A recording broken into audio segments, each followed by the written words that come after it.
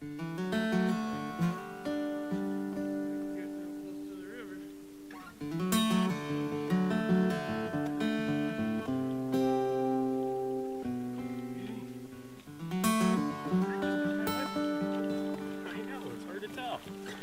sure it is, I can hear it now.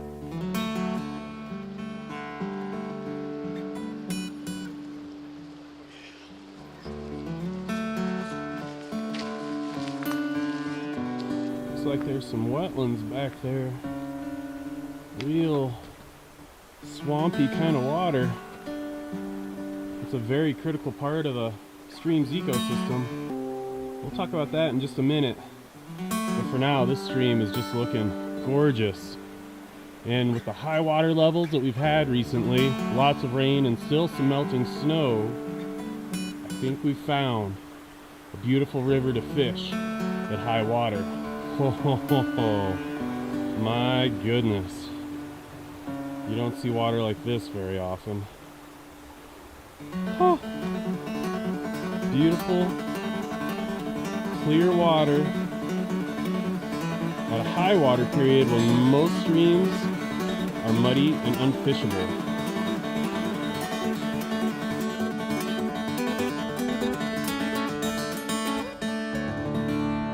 Oh. Well, I hope you've enjoyed the hike in as much as I have.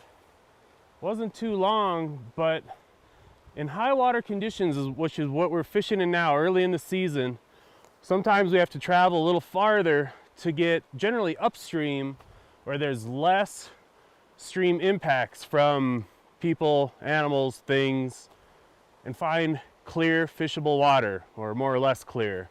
In this case, I've gone far enough upstream on this small tributary, and you can picture this as just about any good mountainous trout stream.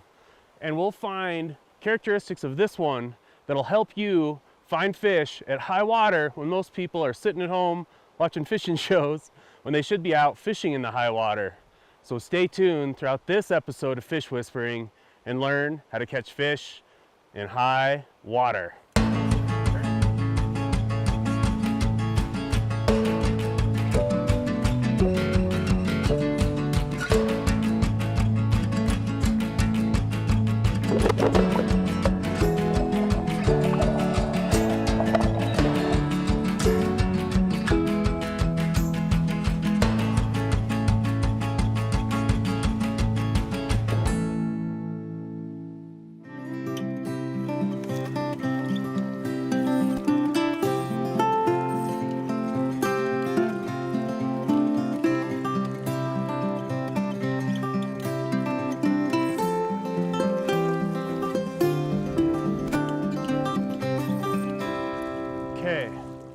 So this first pool I'm at is kind of the one that you got a shot of when I walked in, but it is a big habitat unit. This really isn't a large trout stream by any means, but the valley right here gets really wide. There's a swamp that I was kind of following on the way in, and it made for a little elbow that goes up, and the channel's gotten wide, which makes it shallower overall with depth ratio. The wider a channel is, on average, the shallower it is. The great thing about that is two things. Wide places with an average shallow depth, shallower average depth, give you a place to cross the river relatively safely. And also, it reduces the deep area. So if you can find the deep area in the cross section of the channel, that's where probably most of the fish in that area are going to be. And that's what I'm fishing right here. Is I'm fishing this elbow that has a pretty deep scour right in the middle. So this is where I'm going to expect to find most of the fish in this entire width of river. If you look around me, you can see a lot of fast water, and the only slow deep water is right up in front of me.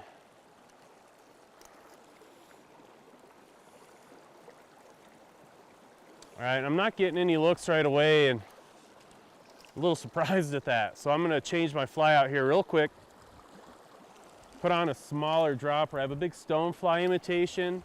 In heavier water, a big stone is probably going to be a pretty good fly to use, but here it's might be a little much. I'm hitting the bottom a little quick, and Well, I got moss on my fly and nothing's eating it yet, so we're gonna switch her out, see what we can't get.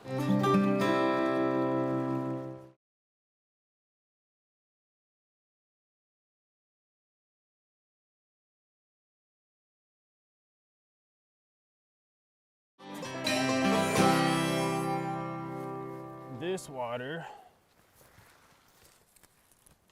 is a lot flatter, quite a bit deeper overall than where I was earlier. And so in flat, deep water, a lot of times it'll look featureless. I mean, this is almost black when you look at it, but what I can see that really sticks out is right behind this willow, there's some sunken logs right there, and they look like old trees that may have fallen over and then snapped off through the ages. I've got one here and there's another one there.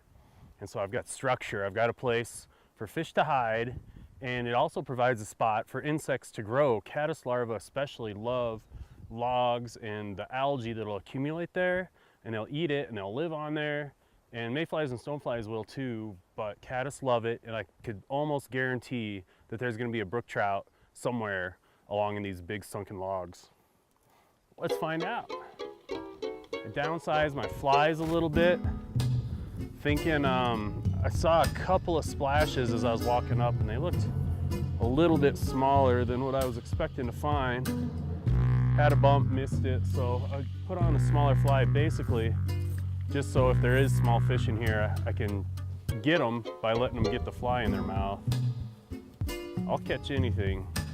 Small fish, big fish, red fish, blue fish. Big or small, we count them all. All right, here we go. Now, I was just kind of getting my line out. Get around in here. I'm gonna go, kind of a ways over it just so I don't get snagged first. And then, once I can get around without getting snagged, I'm gonna get a little bit closer and risk getting snagged just to hopefully get a fish out of there.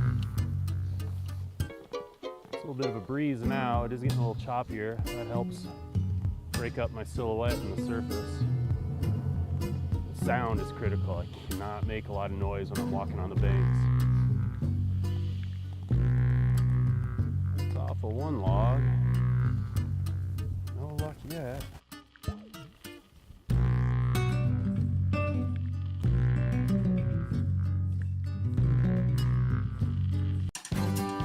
There we go. I put a whole lot of action on this fly, and I finally got a little something come up and hammer it.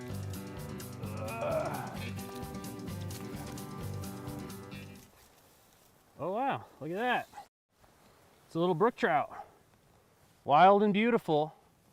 Not native, but definitely born in this river, and it got through being a juvenile successfully. It's now an adult, and I'm gonna let it go. If I was to keep a fish, it would be a brookie, but I'm sure we're gonna get into quite a few more brookies. Seeing one brookie, you know, they generally overpopulate a lot of western streams, and they should be thinned out.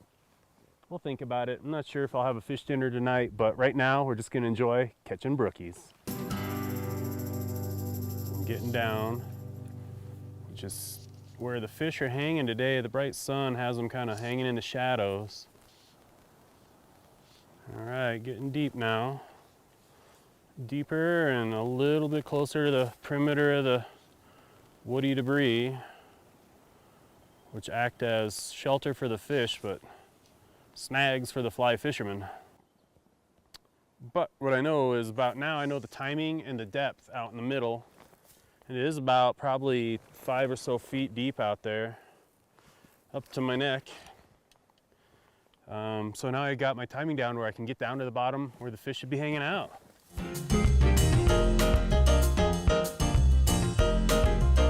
I'm wearing boot foot waders, and you may or may not have noticed they have rubber soles on them. They're caddis waders, and it's kind of funny. Boot foot waders, duck hunters wear them a lot because they're a lot easier to keep your feet warm in colder weather. And that is a great thing. These are insulated and it does keep your feet really warm, but normally I wear felt soles, clean them obviously from drainage to drainage so you're not spreading any invasive diseases. But felt and spikes really do get a great grip on rocks. But a lot of rubber soles do all right. But I knew I was going to be running into some flat water like this, and so I figured there's going to be more silt and more grass, more dirt to walk on, and it just so happens there is. And for those kind of situations, these rubber soles are just great. It's just sort of like a hiking boot, only a little bit looser fit. You don't have laces to tighten them up, but these caddis waders are just a great kind of flat, marshy stream wader to wear up in the mountains.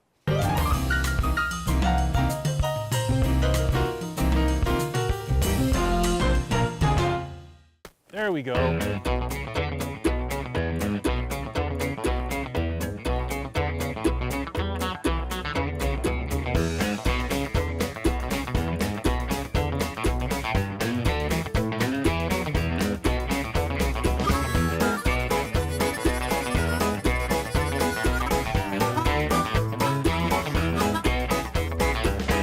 sure there's a pot of fish down there, because every time I swung down there, I was getting a tick and I kept missing them. But right here, this is a fat, healthy brookie.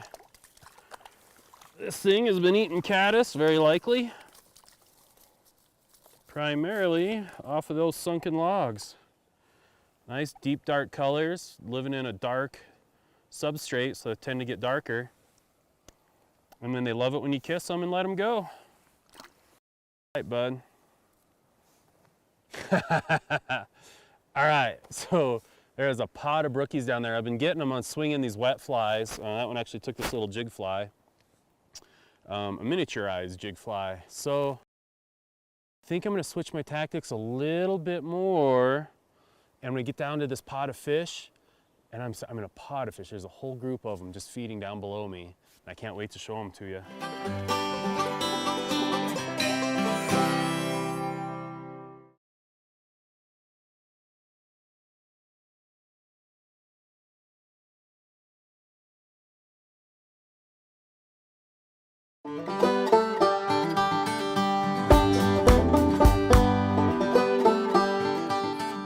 I'm not really sure most people in general, but anglers even, really appreciate the importance of swamps to a river and a healthy riparian area. This stream is mostly clear when most rivers nearby are high and off color because it has a healthy and intact riparian area. It'll pull from the swampy soil and this backwater, and it'll actually feed into the main channel, keeping it cool and keeping a fresh water supply. Swamps really act as a sponge. Super important to a healthy stream, and a part of the reason why this one is clear. Keeping these intact is very important and often overlooked. People like to live next to rivers, and anglers and recreationists like to walk on riverbanks, and all of these activities, along with natural erosion, can cause bank instability and oftentimes silt it up. But you've also seen a lot of this water is flat and super slow. That allows sediments that may come into the channel to settle to the bottom, and then when they get to the active channel where the slope is a little bit steeper, you'll have clear, fast water because of the slow water that'll let it settle. Beaver ponds will do the same thing. This is just a natural swampy area where the gradient's super flat. But look for these characteristics. You'll often see little swamp symbols on a Forest Service or a topographic map, and that generally means beaver ponds or just a super flat area that's swampy. That's gonna settle mud, and that would be a good place to look for, either there or just below it, to find clear water. The fish are rising, and a rising fish gives the fly angler the opportunity to do one of the things that he or she loves best. That is fish a dry fly in the surface. And these are attractors. I've seen ants in the water, I've seen horse flies, deer flies, I've seen mayflies, caddis, and a few stones.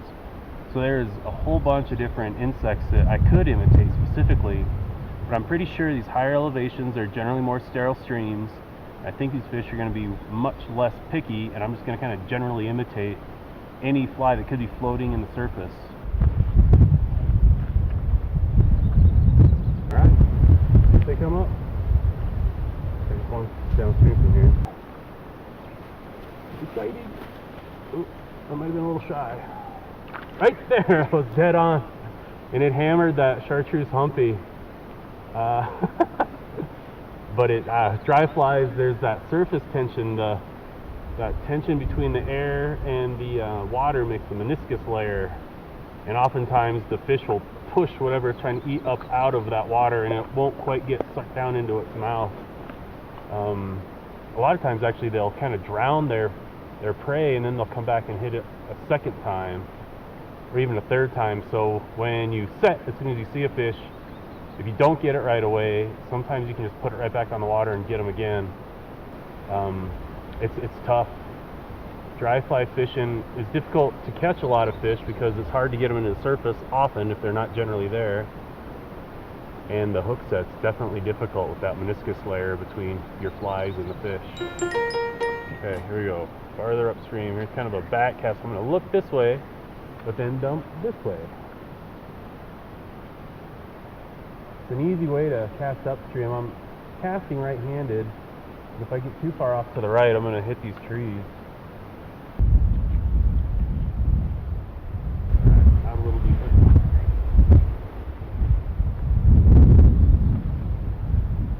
There we go.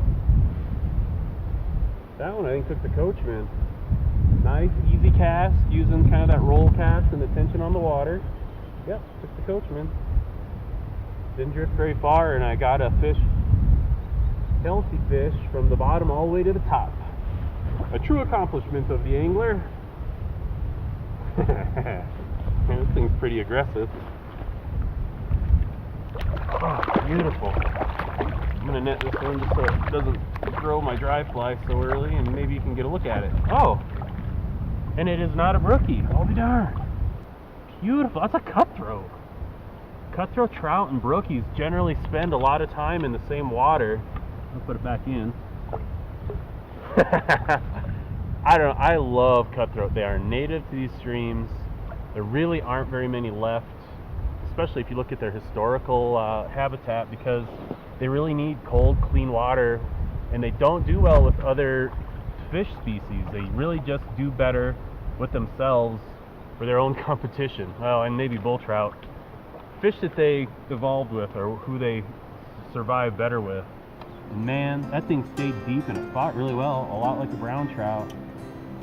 You can, the beauty and the aggressiveness of a cutthroat. Such a fun dry fly fish. Dry my flies off and come back and try just a little bit farther up.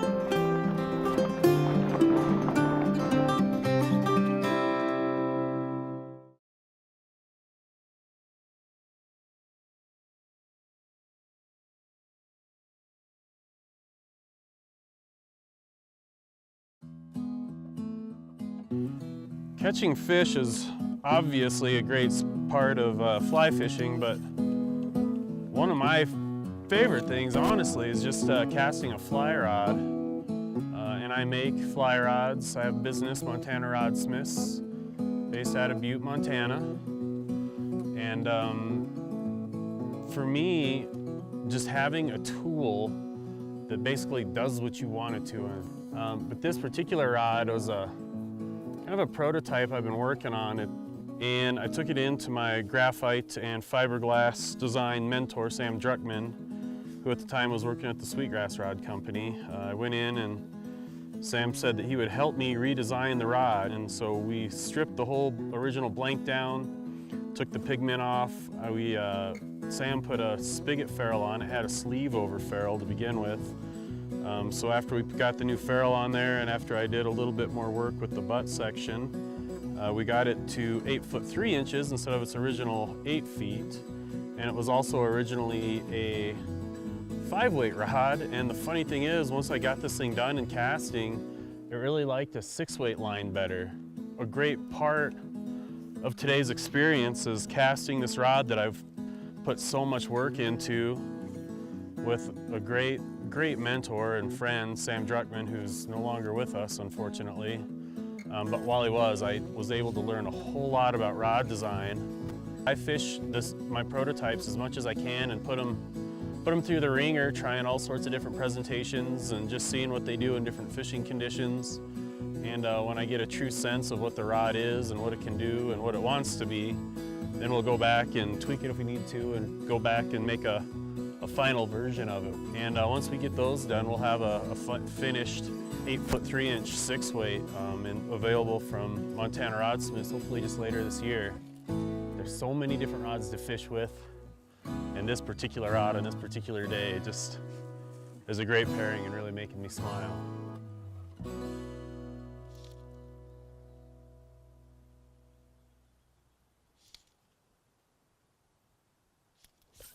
There we go. Woo! Right in the surface. Oh, where are you going, Ariell? This thing just hammered a little Goddard caddis. Wild brook trout with a big old fat belly. Back to the creek from whence it came. Get away from civilization is basically your lesson for the day. Get up in the mountains, get out, and find a river that's relatively clear. Get your line tight and ready to go, and soon I'm sure you'll have a day just as spectacular as this one. Find the right stream, and even in super high water, you'll catch trout.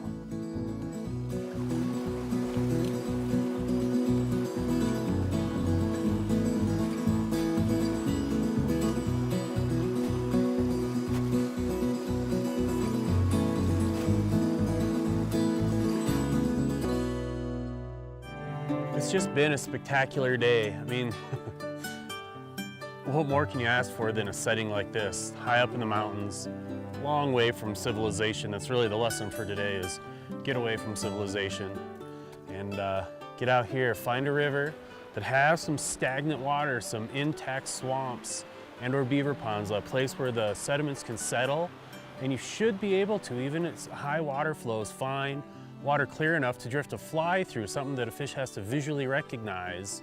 So the clearer the water, generally the easier that is. Find the clear water and you should find fish just waiting for you there. Look for the swamps, look for the flat water, and also look for the stable banks. And then switch your flies around from nymphs to dries. Try a few attractors, maybe even a Royal Coachman, classic fly pattern, classic fiberglass fly rod, and you'll have a spectacular day.